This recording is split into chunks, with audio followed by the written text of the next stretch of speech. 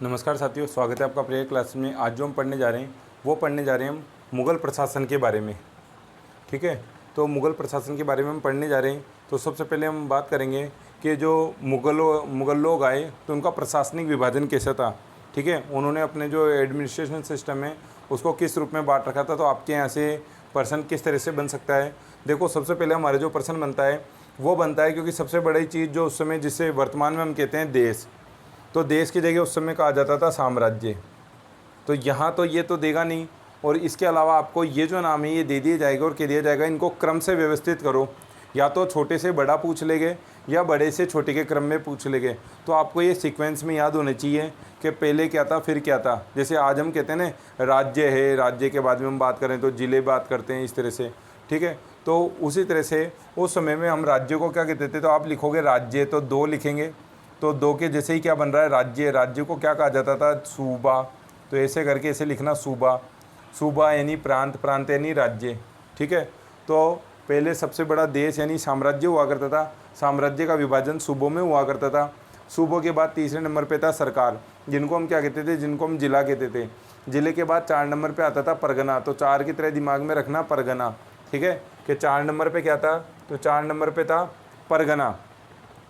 तो परगना को क्या कहते थे, तहसील। और फिर तहसील कहीं में बटी हुई होती थी, तो ग्राम या गांव में बटी हुई होती थी। तो इस तरह से आपको प्रशासनिक विभाजन ध्यान रखना है। साम्राज्य, फिर उसके बाद सूबा, सूबे के बाद सरकार जो जिला कहलाता था, फिर परगना जो तहसील होती थी, और फिर गांव।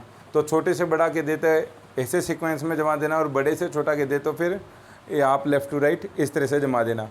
अब ये नहीं पूछेगा तो क्या पूछेगा, आपसे पूछ लिया जाएगा प्रमुख अधिकारी कौन थे, और या तो यहाँ मिसमैच करने वाला प्रश्न बना दिया जाएगा, या फिर आपसे केवल डायरेक्ट पूछ लिया जाएगा कि वजीर कौन होता था।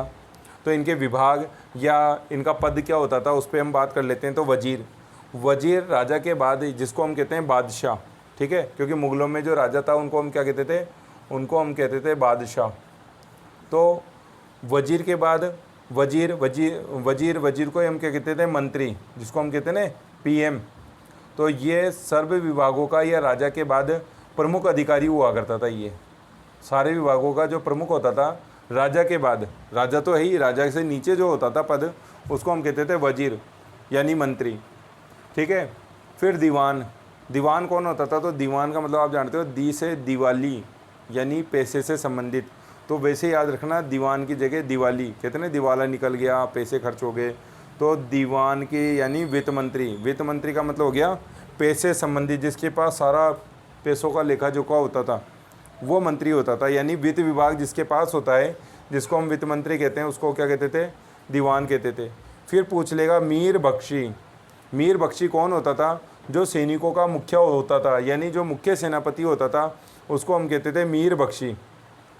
ठीक है, तो मीर बख्शी, तो ऐसे याद रखो, बख्शी क्या करेगा, खा जाएगा सारी सेना को। तो खा जाएगा सेना को, यानी सैनिक मुखिया होता था। फिर है मीर शामा। ठीक है, तो शामा क्या करता था, घरेलू और राज के कारखानों की देखरेख करता था। घरेलू का मतलब है कि राजा के जो खाने पीने संबंधी सारी जो व्यवस्था होती थी, और राज के जो कारखाने होते थे सरकार के, उनकी देखरेख किया करता था ये। तो ऐसे याद रखना कि शाम को कहाँ पे आना, शामा लिखा है लेकिन याद रखना शाम। शाम को कहाँ पे आना, घर पे आना खाना खाने। तो आपको याद रहेगा कि मीर शामा क्या करता था, तो घरेलू या राज के कारखानों की व्यवस्था करता था। सद्र उल सुदूर, तो ऐसे याद रखना, सद्र उल सुदूर कौन था, तो सुदूर। सुदूर देश की यात्रा कब करेंगे, जब धार्मिक मामलों के लिए जाएंगे। तो सद्र उल सुदूर जो था वो धार्मिक मामलों का प्रधान अधिकारी होता था। धर्म से संबंधित कोई भी मामला है तो उसकी देखरेख किया करता था। तो आप जानते हो कि जब हम तीर्थ यात्रा पे जाते हैं तो वो कहाँ जाते हैं, दूर दूर यात्रा करने जाते हैं। ठीक है, या हम यहाँ मोहम्मडन्स की बात कर रहे हैं, मुग़लों की बात कर रहे हैं, तो इनके जो तीर्थ स्थान है वो कहाँ है, मक्का मदीना। तो वो बहुत दूर है। तो जो बहुत दूर होता है ना, उस एक तो हम कहते हैं दूर, और एक हमने कहा सुदूर। सुदूर यानी बहुत दूर। तो सुदूर से देखो, सुदूर यानी सुदूर क्या करेगा, धार्मिक मामलों की, कि धार्मिक मामले यानी मक्का मदीना बहुत दूर है। तो दूर से आप याद रखना, तो आपको आसानी से याद रहेगा। फिर बात करते हैं काजी उल कुजात। काजी उल कुजात का मतलब काजी। ठीक है, एक तो होता था काजी, और एक हम कह रहे हैं काजी उल कुजात। तो जैसे हम कहते हैं कि सर्वोच्च न्यायाधीश, तो उसी तरह से न्याय विभाग का जो प्रमुख अधिकारी होता था राजा के बाद, राजा तो है ही, यहाँ के बाद जैसे हम कहते हैं राष्ट्रपति, तो जो जज फैसला दे दे सुप्रीम कोर्ट का मुख्य न्यायाधीश, उसके बाद हम कहाँ जाते हैं, राष्ट्रपति के पास। उसी तरह से काजी उल कुजात के बाद राजा के पास, बादशाह के पास जाते थे।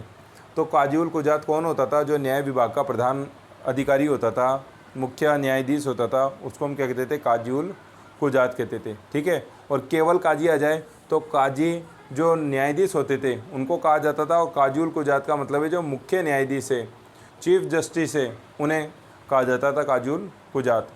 आगे उसमें और क्या क्या प्रमुख अधिकारी है या क्या पर्सन बनते हैं उनकी भी हम चर्चा करते हैं। देखो आगे हम बात कर रहे हैं ज़िले के प्रमुख अधिकारी, तो यहाँ इसी तरह का प्रश्न बनेगा कि ज़िले के प्रमुख अधिकारी कौन होते थे। ठीक है। तो ज़िले में कौन होते थे और परगने में कौन होते थे, तो इस तरह से प्रश्न बन जाते हैं। तो आप ध्यान रखना, ज़िले में 4 प्रमुख अधिकारी होते थे, एक होता था फौजदार, एक अमलगुजार, एक विदिक्ची और एक खानदार। तो अंतर है वो समझ लेना, फौजदार होता था वो मुख्य प्रशासक होता था। ठीक है, उसे हम क्या कहते थे, फौजदार, जो पूरे ज़िले में कमान संभालता था। अमलगुजार क्या करता था, राजस्व अधिकारी होता था, यानी पैसे लेता था। ठीक है, सारा राजस्व व्यवस्था देखता था। फिर वितिकची कौन होता था, तो वितिकची जो लिपिक होता था ज़िले का जो लिपिक होता था उसको हम कहते थे वितिकची। और खानदार होता था, तो खा से खान और खा से खजांची। ठीक है, जिसके पास सारा पैसा रहता था उसको हम कहते थे खजांची। फिर इसी तरह से परगने का, तो आप जानते हो ज़िला बड़ा है, परगना छोटा है, तो परगने में 6 अधिकारी होते थे। ठीक है, क्योंकि परगने बहुत सारे। तो सिकदार, ठीक है, तो सिकदार क्या करता था, परगने का जो मुख्य अधिकारी होता था। अब ये इंपॉर्टेंट पर्सन है, यहाँ तो है ज़िले का प्रमुख अधिकारी, ज़िले का प्रमुख अधिकारी पूछ ले तो फौजदार है, और परगने का मुख्य अधिकारी पूछ ले तो ध्यान रखना सिकदार है। दोनों में चीज़ वही है, पर यहाँ जिला है और यहाँ पे क्या है, यहाँ पे आपके परगना है। ठीक है, तो आपको ये चीज़ याद रखनी पड़ेगी, ज़िले का प्रमुख अधिकारी फौजदार होता था और परगने का कौन होता था, सिकदार। फिर यहाँ अमलगुजार था जो राजस्व संभालता था, यहाँ आमिल कहलाता था। तो यहाँ अमलगुजार बड़ा है, यहाँ आमिल छोटा शब्द आ रहा है, वित्तीय मामले देखता था। फिर यहाँ फौतदार होता था, फौतदार यहाँ खजांची होता था, जबकि यहाँ खानदार होता था। ठीक है, तो यहाँ फौजदार है जो खजांची कहलाता था, जबकि यहाँ खानदार है जो खजांची कहलाता था। यहाँ कानून गो है, कानून गो क्या होता था, पटवारियों का। तो ये इंपॉर्टेंट है, याद करना, कानून गो पर्सन आ जाता है डायरेक्ट। कानून गो कौन होता था, तो याद रखना पटवारियों का अधिकारी। और अगर आप पटवारी का पेपर दे रहे हो तो आपके लिए इम्पोर्टेंट है, पूछ लेगा वहाँ पे कि पटवारियों के अधिकारी को मुगल काल में क्या कहते थे, तो ध्यान रखना कानून गो। फिर बात करें कारकुन, तो कारकुन क्या कहलाता था, लिपिक। यहाँ पे कहलाता था ज़िले में वितिकची, और परगने में क्या कहलाता था, परगने में कहलाता था आपके कारकुन। ठीक है, और फिर होता था ग्राम, ग्राम पे अधिकारी होता था मुकदम, जो राजस्व मतलब अधिकारी के रूप में काम करता था, और क्या कहते हैं मतलब मुख्य अधिकारी होता था मुकदम। और जो पटवारी है वो भू राजस्व व्यवस्था से संबंधित बात किया करता था।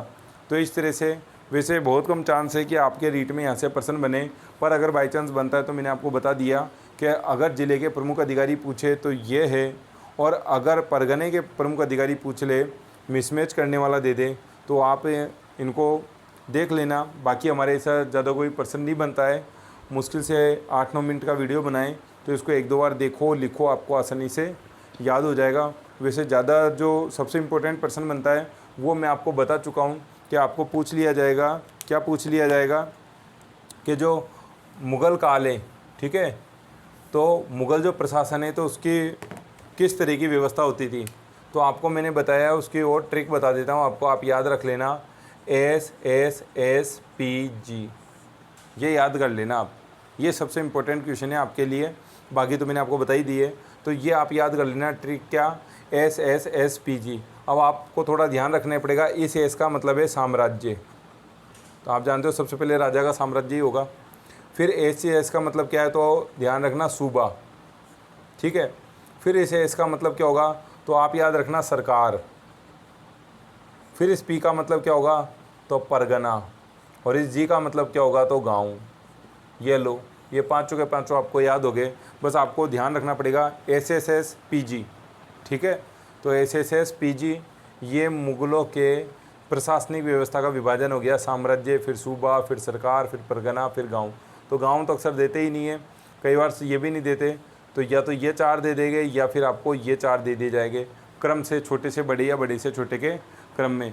तो आप इस वीडियो को देखिए और बताइए कैसा लगा आपको। Okay, thank you.